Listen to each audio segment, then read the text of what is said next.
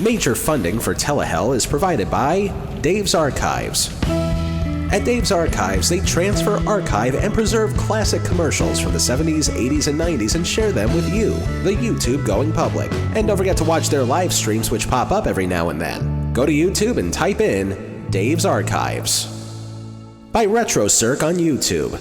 Home to the Off-Air Extra, Off-Air Memories, and Telemimes featuring the Off-Duty Mime Players. 2 new uploads every single week. RetroCirc, where nostalgia is the main attraction. Since 1998, Stamps.com has been an indispensable tool for nearly 1 million businesses. Stamps.com brings the services of the U.S. Postal Service and UPS shipping right to your computer. Whether you're in office or sending invoices, a side hustle Etsy shop, or a full-blown warehouse shipping out orders, Stamps.com will make your life easier. All you need is a computer and a standard printer. No special supplies or equipment. Within minutes, you're up and running, printing official postage for any letter, any package, anywhere you want to send. And you'll get exclusive discounts on postage and shipping from USPS and UPS. Once your mail is ready, just schedule a pickup or drop it off. No traffic, no lines. Cut the confusion out of shipping with Stamps.com's new Rate Advisor tool. You can compare shipping rates and timelines to easily find the best option. Save time and money with Stamps.com. There's no risk. And with the promo code POD, you get a special offer that includes a 4-week trial plus free postage and a digital scale. No long-term commitments or contracts. Just go to Stamps.com, click on the microphone at the top of the home page and type in POD. That's Stamps.com, promo code POD. Stamps.com. Never go to the post office again. And by the continued financial support of our patrons at patreon.com/telehellpodcast, including Mr. Cheeseball, Robert Marquez, Peter Melnick, Rick Kalacki Jr., and Neil Weinstein. Thank you. It's pretty common for a TV show to go off the air because of how universally hated or disliked it becomes, either due to low ratings, savage criticism, or a combination of the two. This week's subject may have been taken off the air for some of those reasons, but also reasons that one would never expect. Where is it written that women in the sex industry can't go to movie premieres? Someone show me where. And now, you can't escape it. This is Telehell.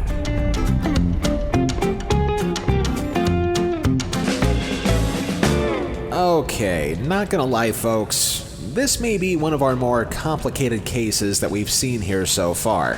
In fact, so complicated this may be that I'm going to refer from time to time to another source of information in general. Because you screw up covering one TV show one time, and suddenly you gotta watch your back. We'll get to that source in a moment and throughout the show. But first, Ladies and gentlemen, David Spade! Even when I say nice things, people think I might be kind of being a dick. Like, this is me trying to be sincere in a real-life situation. That's such a great idea for a podcast. many know him as the 6-year veteran of SNL who wound up parlaying his wise guy shtick into a career spanning several dozen sitcoms, movies, talk shows, stand-up shows, and never-ending groveling to Eddie Murphy because he too made a mistake once. Look, children, it's a falling star. Make a wish. Yes, that's right. You make a Hollywood Minute omelet, you break some eggs. But before all of that, Spade led the kind of childhood and adolescence that far too many people out there seem to have in common. The youngest of 3 brothers, David Wayne Spade, and the rest of his family moved from their native Michigan to Scottsdale, Arizona when he was only 4 years old. After which, his parents got divorced, and his mother raised the Spade brothers all by herself, sometimes skating to get by. But get by they did. Afterwards, young David graduated from Arizona State University with a degree in business, but to help pay for his way through school, he would start a career in stand-up at local comedy clubs throughout the state. I live in Scottsdale. When I go to Phoenix, the worst part about coming back into Scottsdale is seeing that sign that says, "Now leaving Phoenix. Adios, amigos!" Why? We're not in Mexico. Why do we need a Spanish tagline? All right, now leaving Phoenix would be enough for me. When you're in France, it'll say, "Now leaving Paris. Adios, amigos!" amigo. Somewhere between all the schooling and performances, Spade found himself doing stand-up at the legendary Improv Comedy Club in Los Angeles, where one night in the mid-1980s, a talent agent was so impressed with Spade's material that he was able to get him his first movie role ever in Police Academy 4. All right, now You know, the good one. What are you doing? I'm gonna get the guys and hang out at the mall. Let's go. Hey, man, I think these guys want to talk to you. From there, Spade kept plugging away with more bit parts and small roles while still performing his stand-up, until one day when one of those performances caught the attention of comedian Dennis Miller, who by that point was at his zenith on SNL. Miller convinced the show to hire Spade as a writer, in the hopes that it could transition into something on camera. The rest is history. Bye-bye. Bye-bye. Bye-bye. Bye-bye. Bye-bye. Hey, you live here in Pittsburgh? No, actually, I'm here. Bye-bye. But Spade is not the only central figure in this story. We now need to give credit where credit is due to a fallen star of a different kind. Drake Sather, ladies and gentlemen, Drake Sather. You guys seen these Milk-Bone dog biscuit commercials where they show the dogs being ashamed of their bad breath? This is very realistic. I think if my dog were concerned about his breath, he'd stop eating his own shit. You know? I think that'd be a nice first step, you know, just to kind of get the fresh breath ball rolling, so to The speak. late Drake Sather may not have been a household name, but his fingerprints were all over the world of comedy throughout the 90s. Also making his bones as a stand-up, Sather would find his calling as a writer for sitcoms and movies that were as much appreciated, unappreciated, and underappreciated all at the same time. He was Emmy nominated for his work on The Larry Sanders Show.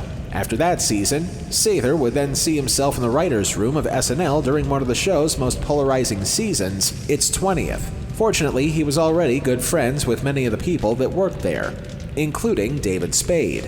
After Sather would spend about 3 seasons being a man of multiple hats, a sometime bit player actor, writer, producer, supervising producer, and ultimately co-executive producer of NBC's News Radio, he and Spade would partner up for an idea that was based loosely on Spade's personal family life. The tale of a young man with 2 brothers whose parents split up when they were young. The twist this time around is that the long-absent father would suddenly reappear after finding out that his youngest son became one of the hottest stars in Hollywood. The thing about the father character is that he would pretty much take any preconceived notion about what it means to be a dysfunctional parent, microwave it, put it in a blender, microwave it again, put it in a freezer, and then be barbecued for good measure. In short, the guy was a mooching asshole who wanted to horn in on his son's life whether the son, his brothers, or anybody else in their lives wanted it or not. With a premise like that, who in their right mind would turn this show into a sitcom? Trick question. Because the show wasn't going to be your traditional sitcom with a studio audience and cameras. This one was going to be put to pen and ink. The year was 1997. While The Simpsons hit its arguable creative peak, another show debuted that benefited from having that show as its lead-in. Because of that, and in spite of how low-key it was in comparison, King of the Hill set off a tsunami effect in the world of Hollywood.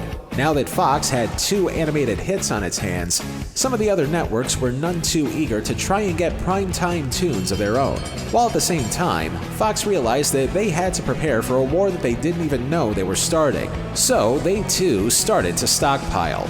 And for every Futurama, Family Guy, and the PJs that Fox had at its disposal, the other networks either had shows that were critically acclaimed but would see a better life in cable reruns, or something that appealed to absolutely nobody. NBC was one of those networks. And by sheer coincidence, the 2 people that we just mentioned were in pretty good with the network by the turn of the century. Drake Sather earning his credibility as a durable writer-producer, and David Spade being the star of a popular sitcom that aired around this time. Chewbacca speak a real language? Oh, God. Because in the Wookiee dictionary, the verbs don't match. Is the Force still with you? Is Skywalker Ranch really a ranch? Even more fortunate is the fact that both Spade and Sather ran among the same circles of talent, particularly the production company / talent warehouse being run by 2 Hollywood heavyweights, Bernie Brillstein and Brad Gray, the same production company that would produce both News Radio, Just Shoot Me, and a slew of others that were on the air at that time. So, with all the talent that they'd need under one roof to voice the characters, including Spade himself voicing both the title character and the young son, putting the show together seemed ready-made. All that was needed was an animation house to help bring everything to life. Fortunately, for the sake of everybody knowing everybody in showbiz, Brillstein Gray was able to reach out to what was then Columbia TriStar Television, now Sony Pictures TV, the production company that not only distributed most of Brillstein Gray's output, but they also had a budding animation house called Adelaide Productions. Chiefly responsible for a number of kids' shows in the 90s, Adelaide would dip its toe in the waters of adult animation when they became responsible for Dilbert on UPN. All things considered, in that network's history, Dilbert was a big enough success over there that in 1999, they were hired by NBC and David Spade's production company, Desert Rat Productions, to put this sort of biographical show together. And since this was to be an animated TV series, this meant that the production of a 13-episode first season would take roughly 1 year to fully produce, meaning that even if the show flopped, they were stuck with the fully produced shows no matter what. And that, ladies and gentlemen, is the extent of what I know about this show. And for good reason, too. As we'll find out, this program, to be known as Sammy, is probably one of the most shallow TV rabbit holes we, or anybody else, has ever tried to dive through. Why? Because with the exception of a handful of people, this show has gone down in history as a show so forgettable that even the darkest and dustiest corners of a cursory Google search turns up with very little leads on the show's production. And once again, in light of recent events, we here at Telehell renew our commitment to getting details right, which is kinda hard to do when the details don't seem to be available to begin with. Fortunately, this brings up our backup information source.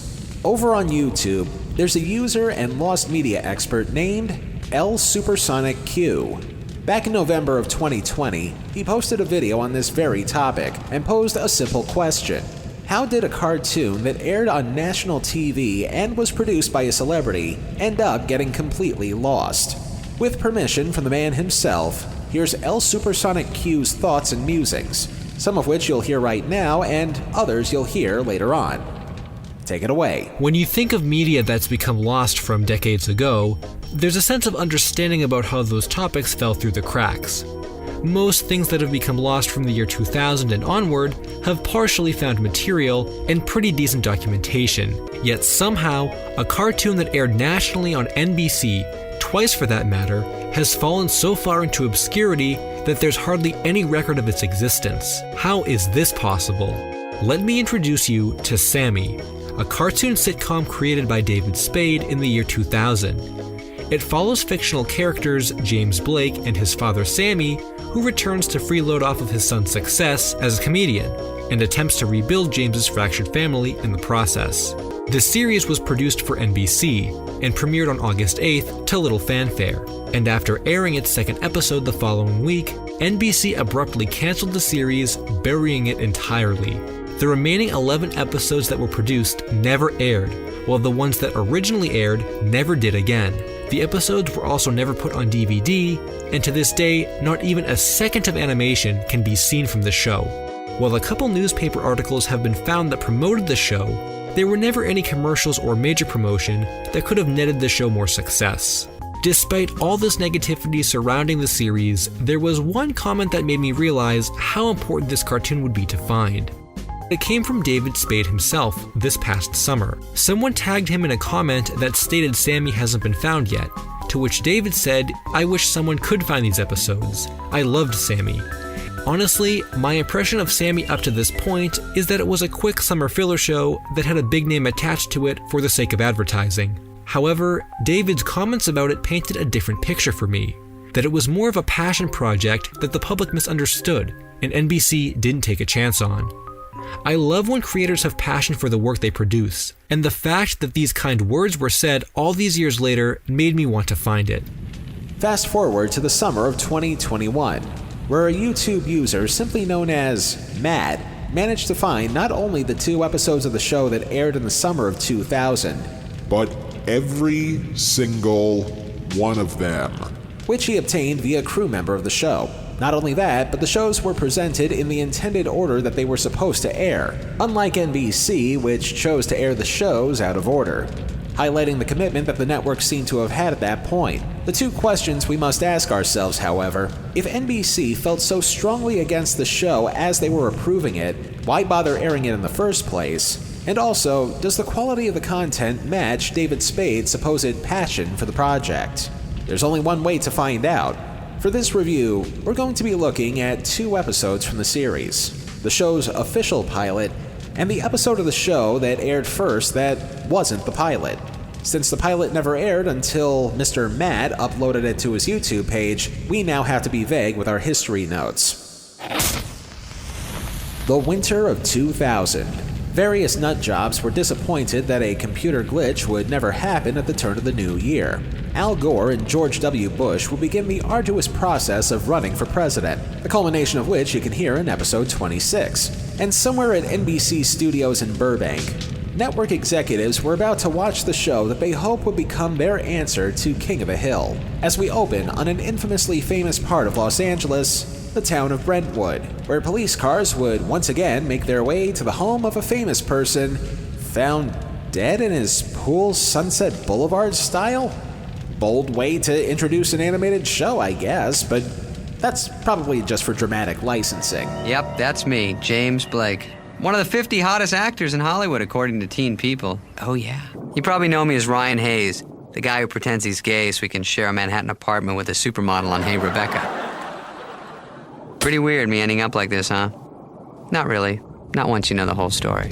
And maybe because I've always been a worst-case scenarioist who sometimes has knee-jerk reactions, but it may be because of that opening shot that NBC decided not to air the pilot first, because why turn the viewers off in the first minute? But then again, since this guy is one of the show's main characters, I'm sure there's a reason behind the move. As we introduce ourselves to Jamie's management team, who... Okay, why can't I ever seem to find play? Oh, here we go. Oh, for the love of Satan, not him again. Bouncing, vodka, Andy Dick. You know, I tried really hard to restrain myself last time when talking about Andy Dick, but this time around, I make no promises. Yes, the human sponge monkey is in this show, as is his fellow News Radio co-star and number 7 on my list of all-time dream brunettes, Maura Tierney. Thanks again, Brillstein Gray, for having that connection. Anyway, the two of them plays Jamie's management team. Dick is the agent and Tierney as the assistant. And we see the two of them previewing the trailer for Jamie's first movie. Once in every generation, there comes a man who makes everyone want to be a little bit better, try a little bit harder, love his fellow man just a little bit more. This isn't one of those men, not by a long shot. Now that is gonna dent my butt. Yes, the ubiquitous catchphrase of the new millennium. Kinda fits in nicely between bite my shiny metal ass and don't have a cow, man, don't you think? Now that is gonna dent my butt. But before that can be printed ad nauseum on a t-shirt, we're introduced to a different kind of nauseum. Ladies and gentlemen, meet Sammy. Open up, I'm here to see my son, Jamie. Your name? Blake, Sammy Blake. Don't see it here. Sue told me it wouldn't be a problem. Sue? Damn, there's always a Sue. Give me the phone. Hey, does it look like his nose caught on fire and they put it out with a rake? Yep. Oh, that's my dad. Don't let him in. At the risk of judging a book by its cover based on the few lines of dialogue that Sammy had in the first minute, is it fair to say that this is probably one of the most obnoxious characters ever animated? Don't answer that yet until we hear him participate in the opening credits. The central theme of which is that he's virtually shunned by everybody he comes across when all Sammy is looking for is a low 5. Low 5! Low 5! Low 5! This is our main character, ladies and gentlemen, the guy whose name is in the title. And while it's not uncommon for a TV show's main character to be somewhat unlikable, either in curmudgeonly or anti-heroic ways, at least they have some semblance of charm to back themselves up. In just 3 minutes of showtime, we're introduced to a guy who seems to have nothing likable about him whatsoever. Or at least that's how it looks at first glance. And I only hope that I'm jumping the gun here. Act 2 begins with Jamie giving Sammy a courtesy lift to his house. And being the charmer that he is, we find out the reasons that Sammy appears out of the blue, which I'm sure are perfectly logical ones. This is your last chance, Blake. Pay up or else. I can't come up with that kind of ching. Who do you think I am, Oprah? Now that is gonna dent my butt. Starring James Blake. You're gonna wanna go for it. Jamie? Because nothing says Father of the Year like an absentee parent looking to milk the cash cow that is his son's success drier than the Sahara. Sigmund Freud would have a field day, I'm sure. The two of them arrive at Jamie's mansion, where we meet the next member of his family, his brother Todd, voiced by Harlan Williams. The best way I could describe this character is oversized, kind-hearted, naive doofus with the best of intentions. Dad? Is that you? Great to see you, Dad. I see Todd still managing to elude that anorexia bug that's been going around. Apparently he uses food to fill small voids in his life, like, let's say, growing up fatherless. We then cut to the next day, where Jamie is involved with a photo shoot for his new movie. Now that is gonna dent my butt. Come here or high water, it will be a catchphrase. Sammy tries to add some creative input to the process. If I could jump in here for a second. Why not have little Jamie jump off the diving board onto the beach ball? That's a terrible idea. He'll break the ball. Break the ball! So we get it in one. Oh yeah, I said in one. What a queer notion. Although, yes, it just might... All right, everybody! Let's reset for the diving board! And no, your ears don't deceive you. That is indeed comedian David Cross as the photographer, one of several minor roles that he'll be playing on the show. And since we remind you that this is a Brillstein Gray production, where would David Cross be without... Satan, I damn thee! You goddamn motherfucking shit-eating cocksucking son of a bee! Can I get a fucking A? But we'll get to him in a minute. Meanwhile, after being assigned to answer all of Jamie's phone calls, Sammy and Todd play catch-up. Look, I need a right-hand man. And because no one else is around, I happen to believe that man is you. Gee, I don't know, Dad. I mean, I kind of work for Jamie. That's the beauty of it. Now you work for me, but Jamie will still be the one who pays you. Everybody wins! And now we get to meet Bob. God damn it! Bob Odenkirk is here as the third brother of the family, Gary. And as we'll see, where Jamie is more ambivalent of the three brothers and Todd is more sympathetic, Gary tends to veer towards the negative side. What are you up to? Why the antagonistic tone, my boy? Gee, I don't know. Maybe because you left Mom and us kids high and dry? And once we find out more about how Sammy left the boys twisting in the wind way back when, it'll be easy to understand why. You're insane! I remember the exact moment you left us like it was yesterday! Okay, boys, it's the last play. Let's make it count. Hail Mary, everybody go deep on one. Hut, on one. Oh, boys, deeper. Deeper. Deeper. Hey, I remember that. But as is the case in most dysfunctional families, don't ask how I know this for certain, it's usually the most angry of the family that tries to do damage control. As Gary tries to talk some sense into Jamie for hiring Sammy in the first place. How could you give Sammy all that responsibility? What responsibility? He's sitting at his desk in there like he's the president of show business. Well, to tell you the truth, I kind of like having him around. But if he screws up, he's gone. I just don't want to see anybody get hurt again. Come on, Gary, he's the only dad we've got. What is that noise? That's the sweetest thing I've ever heard one of you kids say about me. Well, I meant it. No, not that. I'm talking about when Gary said I was the president of show business. And also typical of dysfunctional families, the root of all family problems being completely oblivious as to what's going on, as Sammy continues to do the same thing while given an important task. Anything I can help you with? I wish. I have to get these premiere tickets to everyone on this list. Premiere tickets. Consider it done. That's okay, it's not your problem. It is now. A task that we see him do in the middle of the night. So it's safe to assume that Sammy did his job with little to no complications. I'm lying through my teeth, of course. Cue the hookers! Looking to party, mister? Yes, in fact, I am, young lass. And the party is this Friday at Man's Chinese Theater. I get to go to a movie premiere. Easy, ladies, easy. One per hooker. Really makes you pine for the days of Father Knows Best, doesn't it? And as if that wasn't enough, Sammy also gets to do some unauthorized script doctoring on a yet-to-be-made sequel to Jamie's movie. Now that is gonna dent my butt. Love it, accept it, mark it in. Anyway, here's David Spade talking to another David Cross character. Hello, is this Ron McKee, the alleged screenwriter? Yeah, this is Ron. I was just reading your third revised draft of Mongo Man 2, and I had a couple notes. Well, yeah, but I was under the impression James Blake wanted to do the sequel. Not until we work out the kinks in the second act, he doesn't. Do you have a copy of Mango Man in front of you? Yeah, it's Mongo Man, not Mango Man. I'm glad you brought that up, because the title is another bone of contention this dog can't swallow.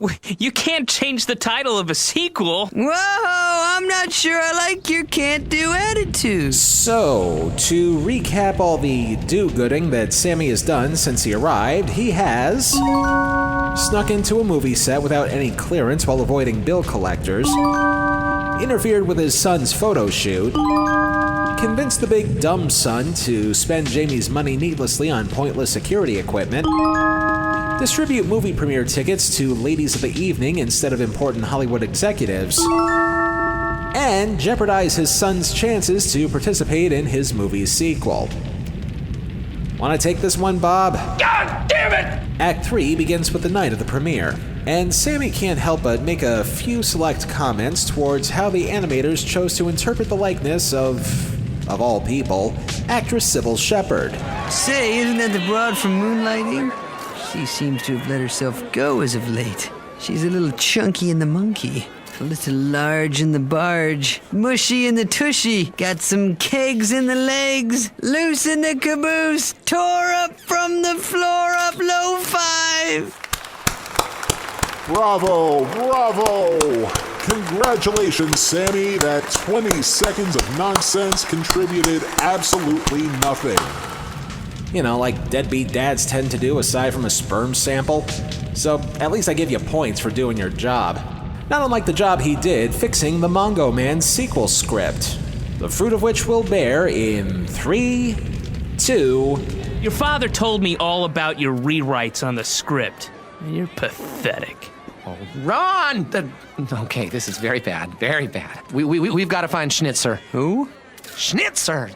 Arnold Schnitzer, the MM2 producer. Come on! But I thought this was a done deal. And speaking of damage being done, it's time to put the oldest profession on parade. While at the same time, we get to see another reenactment of something that more than likely, once upon a time, allegedly went on in Andy Dick's personal life. I suggest that you move immediately. Hey, I ain't moving for nobody. This is Arnold Schnitzer's seat! Okay, it's go time. Help! I think I'm being bitch slapped! Okay. As flawed as this show is so far, 2 good things have come out of it. One is the Mongo Man tagline. Now that is gonna dent my butt. And 2 is a genuine laugh involving Andy Dick. I think I'm being bitch slapped! But in spite of the minor traces of joy we seem to be witnessing, Jamie realizes that his life is heading down the toilet. And all because of Mr. Deadbeat trying to butt in where his butt doesn't belong, as evident in this sorta intervention. In hindsight, one could probably surmise that mistakes were made. You think? You blew a $5 million movie deal, Sammy. $5 million! Dad, face it, you screwed up big time. Where is it written that women in the sex industry can't go to movie premieres? Someone show me where. I hope you've learned something from all of this, Jamie. Don't get bitch slapped. Meanwhile, for some reason that's never 100% fully explained, the deal for the Mongo Man sequel actually goes forward after some good old-fashioned Hollywood schmoozing. Good news, Jamie. I just called Arnold Schnitzer, did a little crying, begging, pleading, whatnot. Now, don't get your hopes up, but I think I finally massaged him into a good place. You're right, I believe the massage part. But what to do about poor Sammy? Already feeling shut out in the cold thanks to his bumbling and potentially career-ending at his son's expense antics, all he really wanted was to be part of the family again, even though he's probably done more damage in a single half hour of television than Scott Rudin on an average Tuesday. What could possibly justify him to stick around? Aside from the fact that this is only the pilot episode, and really what other conclusion could there be? Can I tell you my favorite thing about last night? The fact that my dad, Sammy Blake, actually made an effort to show up at one of the big events in my life. I guess I could have been there for you more. Or once. Hey, wait a minute. I turned up at other big events in your life? Name one. Your birth. Oh, they found you in the broom closet with a nurse. For the 100th time, I was teaching her how to wrestle. Why does no one believe me? And while it's fine and good that an absentee father is being given a second chance, one question has yet to be answered. Why and how was Jamie floating dead in his pool at the beginning? Okay, so maybe I wasn't able to explain how I ended up drowned in my own pool. But you've got to admit, it is a pretty cool shot. Cannonball!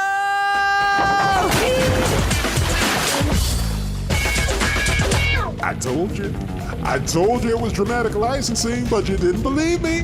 Why didn't you believe me? Regardless of a cop-out ending, NBC really had no idea what to do here. Once again, because this was an animated series, 13 episodes were already produced and ready to go.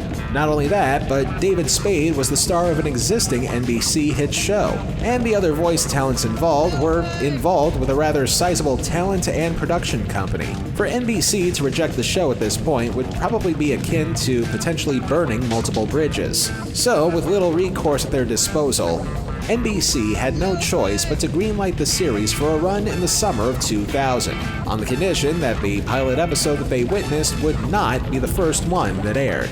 That episode would actually be the third one produced. And we'll cover that one, as well as the rest of Sammy's struggles, after the break. Yes, I'd like to redeem my credit card miles, a flight to Vegas. No. How's next month? 1 second. All blacked out. But I'm getting married. Oh, that's awesome, but no. No. How about Reno? Play some Keno in the casino. Can I use my miles or not? Let me check with my supervisor. I'm getting a no. Go from no to no hassle with Capital One No Hassle Rewards. Fly any airline anytime with no blackout dates. Check your mailbox for details. I'm calling Capital One. No! Hey, what's in your wallet? This week on Telehell's premium content of the Damned.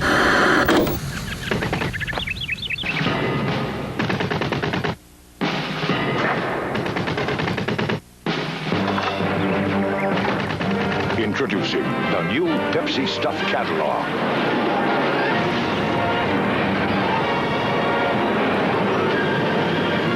Now, the more Pepsi you drink, the more great stuff you're going to get. Sure beats the bus.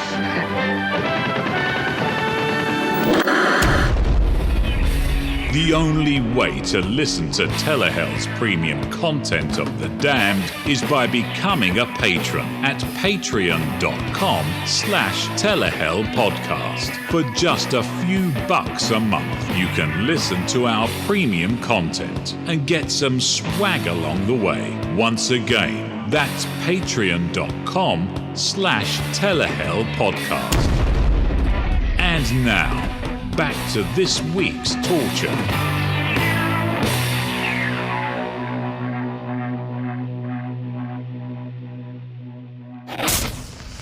August 8th, 2000. Al Gore and George W. Bush would continue the arduous process of running for president, the culmination of which you can once again hear in episode 26. Pop music tastes fluctuated between boy bands, alternative rock, and country ballads. And at 8:30, 7:30 Central, anybody who saw this for the first time probably had a few questions to ask themselves. Things like, who are these people? Because as we said, this is the third episode of the show that was produced, but the first episode that aired. The whole point of a pilot is to find out who people are and why they're existing in the world that's created for them. going out of order to introduce the show, while surprisingly not uncommon in TV history, is probably going to lead to a lot of confusion, especially after looking at the real pilot.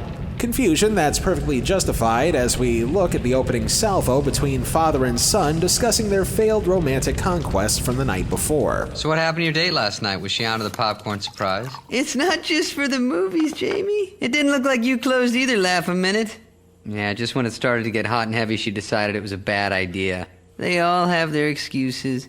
I don't know you well enough. My parents will hear us. I'm already behind on my student loan, and this is confusing me more.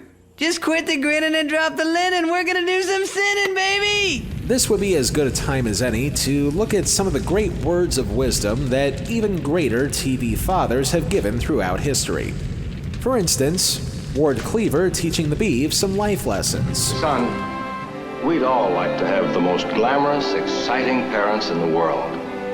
But we just have to accept things the way God gives them to us. Mike Brady doing the same thing, but in color and with 6 kids. I'm disappointed in you. You're quitting. That's not how you cope with problems. Stop moping around. If you don't like your personality, improve it. Stephen Keaton doing the same thing, but with 60s ideology. That is not true. You had a very good chance. But you were afraid to face it head on. You made damn sure you turned Wirtz down before he could turn you down. And Sammy Blake telling his son about the joys of hookers. First, make sure she's not a cop. Second, don't be afraid to haggle. Expect it as part of the game. And third, if you enjoyed the service, get a card, a beeper number, a street corner, something lo-fi. One of these things is not like the others. One of these things doesn't belong. Can you tell? And as a reminder, this aired on prime time on a broadcast TV network. A thought to ponder as the boys wish our next character a happy birthday, their mother, voiced by Julia Sweeney, who we see is both happily and gratefully remarried. Hello? Happy birthday to you. Happy birthday to you. Oh, you remembered. They remembered. Oh, those boys of yours. That's the good stuff. But all the celebration is derailed once she realizes that Sammy seems to have taken permanent residency in Jamie's home. Jamie, is your father there? What? You mean that first guy you married? No. Hey, can we use the hot tub in your bathroom for a few hours? Betsy wore out the motor in the one in the guest house. You're the one who kept cranking up the jets. I had so many bubbles up my ass I thought I could fly. Once again, primetime broadcast TV. And while Jamie wonders if his mom is taking the news well, in spite of it being the worst possible thing that could happen, along comes Maxwell Smart's son with our B-plot. Okay, remember when you came to me last year and told me that acting wasn't enough for you and what you really wanted to be was an author? No. Let me handle this, Mark. You know how all those sitcom stars write those stupid books and make a fortune off them? Oh yeah, and I wanted to be one of them. It's due Monday. I can't write an entire book over a weekend. Not with that attitude. That's nothing. Try writing an episode of a podcast in about 2 weeks' time with limited information. And the B-plot is on pause now as Jamie tries to smooth things over with his mom, who seems to be making some sudden movements. You know, even if he was a terrible father, that doesn't mean he can't at least be a friend now, right? I understand. And believe it or not, he is trying to get his act together. Attention swimmers! There's been a sighting of a great white Sammy in these waters. I mean, he's not perfect, but he's the only father I have.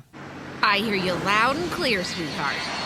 Translation, Mama Sweeney has dropped everything so that she can head cross-country to LA to stop Sammy from inflicting further harm, like airing the episodes of this show out of order. Granted, she would have to travel to Burbank instead of Brentwood to do that, but why split hairs? Act 2 begins with Mom and Stepdad at the front door, much to Jamie's disappointment. Mom? I just got off the phone with you like 2 hours ago. What are you... I couldn't leave you here alone with your father running around on the loose. Oh, I thought you said you were fine with it. Oh, I am fine with it. Don't I seem fine with it? Now, where's our room? Sammy reconnects with his estranged wife and not as estranged second husband. I don't believe I've had the pleasure. Steve Lapierre. I'm your worst nightmare. What's that, friend? Steve Lapierre. I'm your worst nightmare. Hey, look, everybody, grandkids. Cute, huh? What do you say? Everyone back to their corners and around one? What's that? More characters were introduced to that we probably should have been introduced to in the pilot, but we don't actually get to meet them because NBC was in a bit of a scheduling panic? Sure, why not?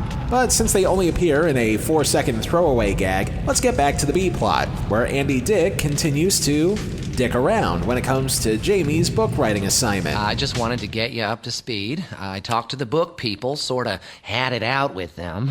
And? They want it tomorrow. What? Seriously, you should sit down right now and write the book, and tomorrow we'll just throw it in their faces. You know, show them what a bunch of idiots they are. Andy Dick writing a book. I wonder how that story will go. I remember saying, we need to make a fire, but I wanted to make a fire out back, a bonfire. So I got a shovel and I dug a hole in their yard, big old 5-foot in diameter hole, and just started taking the logs and putting them in there. And as I'm carrying logs out, I broke the window pane of the door. And then I stacked them up and I made this giant bonfire in their backyard. Nobody was stopping me. I'm a little bit of a pyromaniac. I love fire. So we had this giant fire going in their backyard. I went into blackout mode and somehow I crawled up onto the table and laid my head onto one of the overstuffed stockings, fell asleep. The next thing I knew, my ex was shoving me, saying, Andy, get up. I was laying on the dining room table on top of all of the stockings, and I had wet myself and all of the stockings. We were just laying in a giant puddle of my own urine. Sweet mother of... And while that B-plot continues to pad out time further than a show on Adult Swim, we join the family at breakfast. Do you want some toast with your eggs, sweetheart? Why, thank you, Marie. Hey, she was talking to me, bucko. Don't mind him, dear. We just have to pretend like he's not even here. Lord knows I'm trying to, Marie. Okay, that's it. You and me, outside. After you. Steve! Jamie wants to show you the sights. You know, all the stuff you wanted to see. One car ride later, Jamie is taking George Bluth Sr. sightseeing. All the while, Sammy tries reconnecting with the ex, only for the ex to remind him why he's human garbage. Hey, Your Honor, can we make this quick? I got a thing. Your Honor, not once in the past 10 years has the defendant even attempted to pay child support or alimony. 10 years, Your Honor. Is that right, Mr. Blake? Well, technically this is true. What with the dune buggy upkeep and the brunches. 30 days prison. Next. Our hero, ladies and gentlemen. If he's not chasing skirts, he's skirting the law. Certainly a role model for kids of all ages. Speaking of, let's get to Sammy having some quality time with the grandkids and using them as potential tools for ex-flirting. Yes, ma'am. There's some good kids, aren't they? The best. Think of it. Without you and me together, they wouldn't be here. Oh, Sammy. Yes, sir. It all started when we were doing what we did best, eh, Marie? Stop. You're terrible. Oh, you're awful. Okay, quick lesson in cadences and tones. If somebody says, you're awful, like this... You're awful! That means you've done something bad. If, on the other hand, you say it like this... Oh, you're awful. It means that somebody's panties are about to drop. At least in the world of TV, mileage in the human world may vary.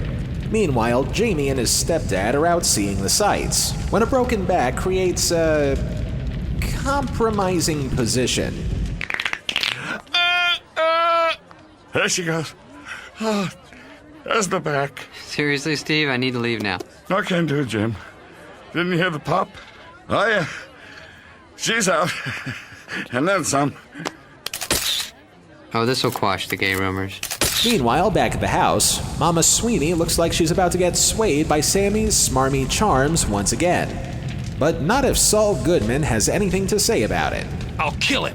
I'll kill him right now. Help me find a rake to put in his cold, dead hand so it looks like self-defense. Calm down. This is what I wanted. They're not hating each other for once. What the hell is Mom doing? Well, look at that. They're getting back together. Yeah, they are. And while a fantasy sequence plays, I find myself asking the same question that I asked when covering Howie Mandel's Good Grief back at episode 51. Is this show really as bad as they say it is? Granted, so far the only thing that's really worth complaining about is the idea that we're supposed to be finding a deadbeat dad somebody to root for during an entire series. And yet, in spite of more hooker jokes than allowed by primetime TV censors, there's something bizarrely lovable about the character of Sammy. No, that can't be right. There has to be something else about this show that people hated. Otherwise, it wouldn't have been on for just 2 episodes. We'll keep digging as Jamie snaps out of it in order to restore the status quo. Oh my god, I gotta break him up before it's too late for Mom. And Steve. And Sammy. Act 3 of Episode 3, disguised as Episode 1, begins with Sammy continuing to make the moves on the X. And even though he was originally keen on the idea of them getting back together, there's still the matter of that whole she's married to someone else thing. Hey, Jamie, after a steady diet of Steve, you can't blame her if she wants to splurge on little Sammy Sunday. Sammy, she's not a tramp, alright? She's my mom, and I'm not gonna let you hurt her again. Easy, buddy. I'm all about the family unit. Yeah, I know, you're all about your unit. Sweet dreams, handsome. Think healing thoughts. When he wakes up, tell him I went out for a little ride. No! I don't know. That no seems a little unconvincing. Maybe something more appropriate would have worked, like... Now that is gonna dent my butt. How that never caught on, I don't know. Sammy continues to make his moves, while Jamie chases Mom and Cad to an inspiration point of sorts, where Jamie reminds Mama Sweeney of the pit that she's about to fall back into. I know this must seem strange to you, Jamie.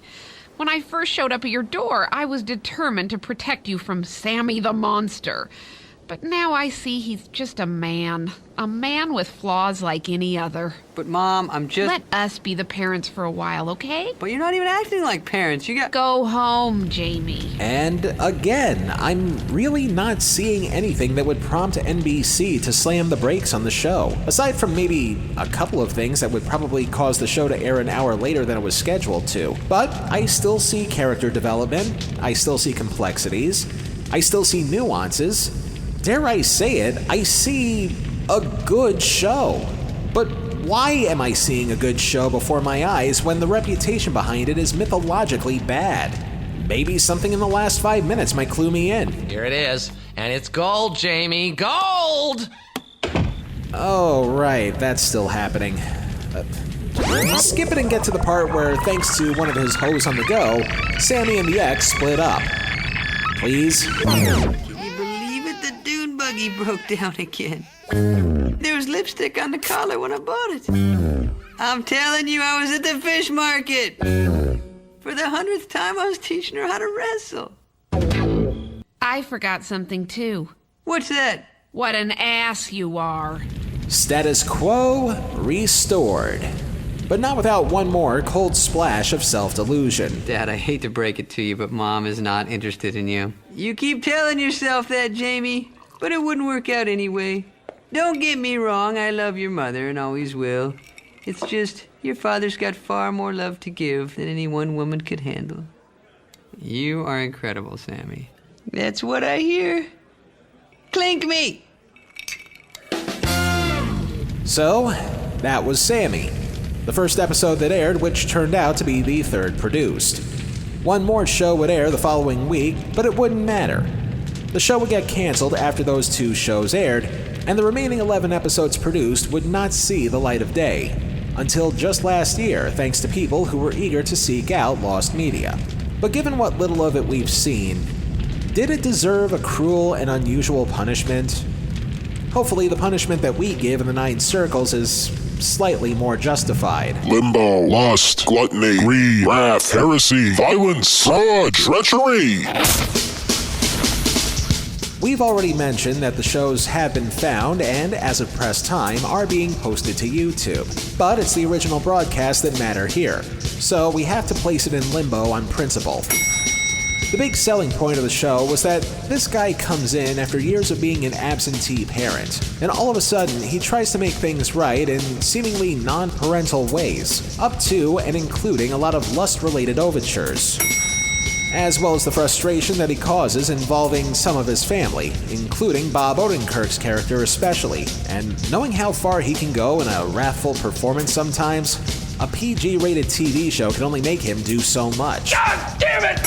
But then comes the matter of the show itself, and just exactly how and why NBC wound up doing an about-face on it, even though they seemed to be excited in the first place. Sure, it would be easy to blame things on low ratings, but the show aired during the summer, when few people watched TV anyway. It couldn't have been because of the reviews they got, because even if they got the worst that they could get, 13 shows were still produced, and they inevitably had to be burnt off no matter what the critics said. So if you want to know the real reason why Sammy not only got canceled, but got swept under the rug entirely, take it away, El Supersonic Q. Much to my surprise, Matt had been able to get in contact with a handful of crew members who I didn't even find in my time searching, and who weren't documented on the crew list. What I found most interesting about these contacts were the stories they told about production on Sammy. You might have thought this entire time Sammy was cancelled from poor ratings, but these crew members paint a very different picture. Sammy was produced as part of NBC's venture into animation, along with God, the Devil, and Bob. This cartoon aired prior to Sammy's premiere, but received horrible ratings, contributing to a change in management. The new executives wanted to get rid of animated programs completely, but Sammy was already under contract to air its first 2 episodes, so it was constantly pushed back and delayed. Once these 2 episodes were aired, the show was officially cancelled. Sammy was doomed from the start and never really had a chance to get popular at all.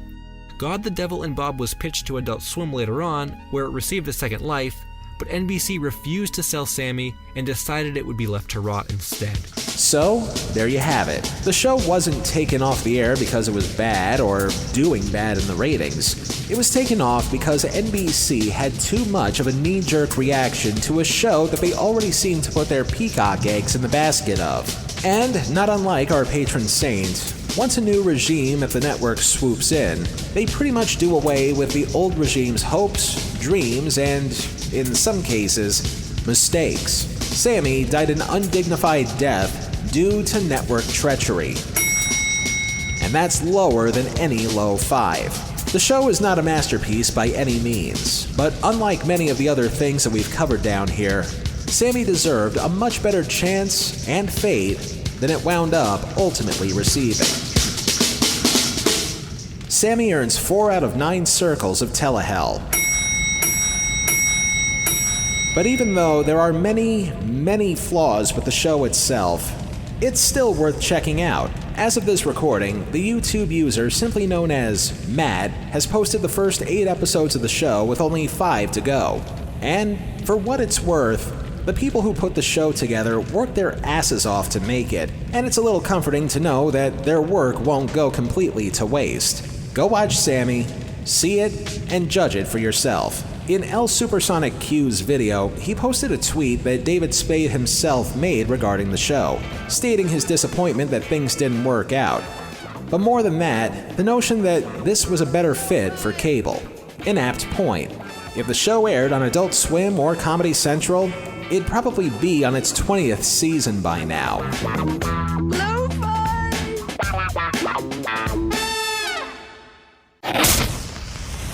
Next time on Telehell. If you've ever believed at one point that it truly is a wonderful life, you don't want to be this guy. Besides, what's the difference? I still don't have anybody. I'm the same as the first time I met you. Then why don't you go ahead and kill yourself? And send you back to heaven a failure? You'll never become an angel. Angel? What makes you think I'm from heaven? Until then. If it's not in Telehell, it's not worth a damn. A reminder of our schedule shift. Effective immediately, Telehell will be a bi-weekly program. Our next episode will be dropping on December 12th. Also, if we made a mistake in this or any other episode, please let us know on our all-new complaint line. Email us the mistakes you hear at telehellpodcast@gmail.com. Please be civil when you do, and we'll be sure to acknowledge what we got wrong at a future time. This episode in particular was a very difficult one to research due to how little information we could find about it. So once again, we thank El Supersonic Q on YouTube for letting us borrow his video about Sammy. Find him all over the socials at El, the word Super, Sonic, and a cue at the end. Our announcer is Mike Porter. Telehell was written, produced, edited, and narrated by me, Justin Hart.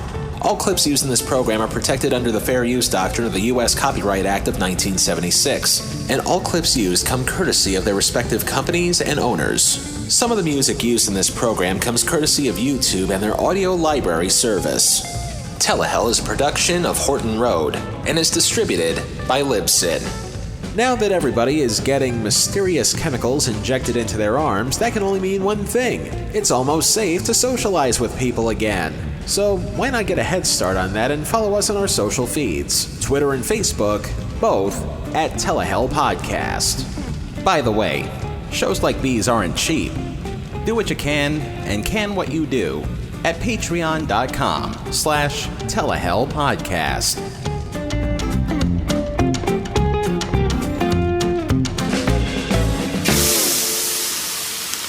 Now that is gonna dent my butt.